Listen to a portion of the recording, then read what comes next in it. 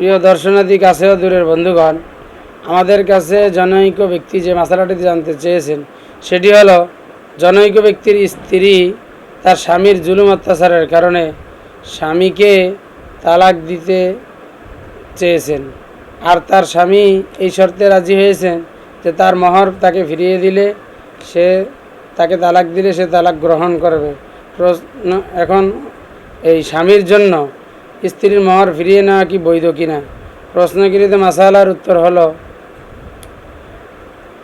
আল্লাহ তাআলা কোরআনে হাকিমের সূরাতুন নিসার 19-20 নম্বর আয়াতের মধ্যে বলেছেন, স্বামী তার স্ত্রীর সম্পদ ফিরিয়ে নেওয়াকে কঠোরভাবে নিষেধ করা হয়েছে।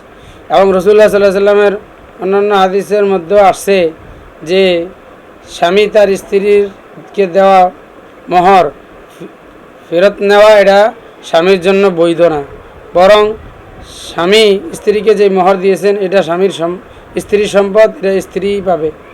এখন স্বামী যদি স্ত্রী যদি তাকে তালাক দেয় তাহলে তালাক দিয়ে দিবে, এজন্য স্বামী তার স্ত্রী থেকে তার মোহর ফিরিয়ে নিতে পারে না, এবং ফিরিয়ে নেওয়াটা এটা একটা গর্হিত এবং অন্যায় কাজ, জুলুমের কাজ।